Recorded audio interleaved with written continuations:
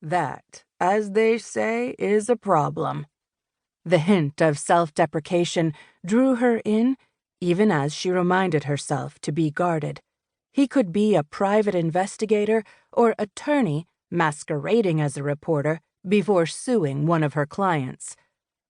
"I'm writing an article that includes your ex-husband, Dustin Tate." Savannah stiffened and pushed back in her chair.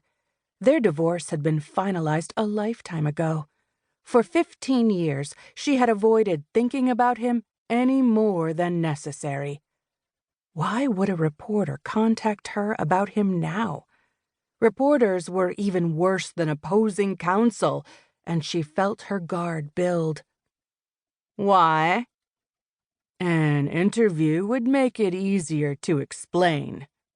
I'm sorry, but I don't take random media interviews. I think you'll want to, this time. There was an arrogant certainty in his voice that made her dislike him. No way would she let him into her space. While I appreciate your call, my workload makes it impossible. Have a nice day. She hung up and leaned back as she pinched the bridge of her nose.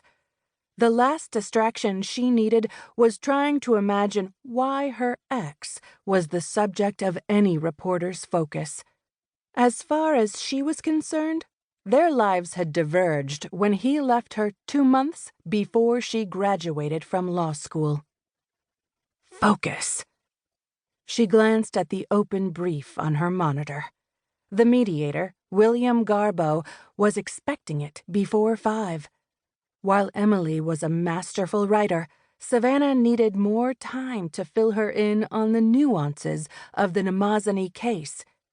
It was complicated, with counterclaims and preliminary injunctions that prevented her client from continuing the tests required to get the technology approved by the Federal Aviation Administration and to market.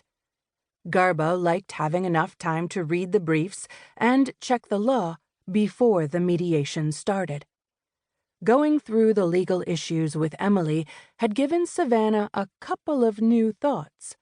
She would need her clients to review the brief to confirm she'd simplified the science correctly.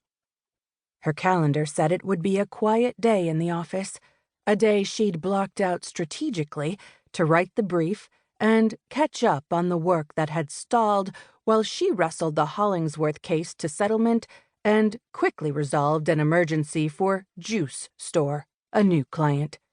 She'd work on something else while giving Emily an hour to massage the brief.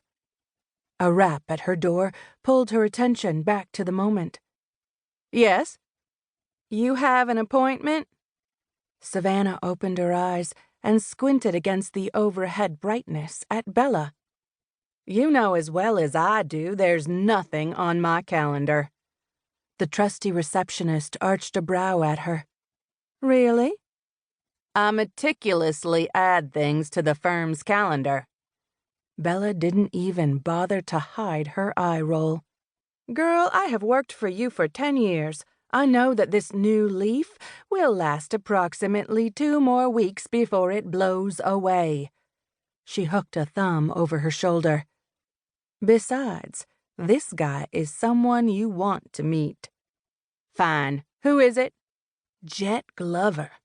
Bella handed over a business card. Said, you might want this? I just told him no. Yep. And now he's here. Yep. Savannah let that sink in a moment as she studied the slip of cardstock. And you think I should meet with him? Yep. Savannah cracked a smile.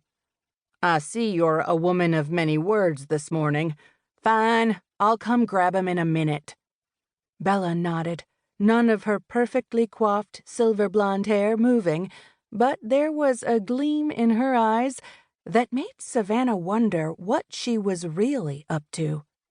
What had the man said to get past Savannah's first line of defense? After making him wait another 5 minutes, Savannah stood, squared her shoulders, and straightened the skirt of her black suit.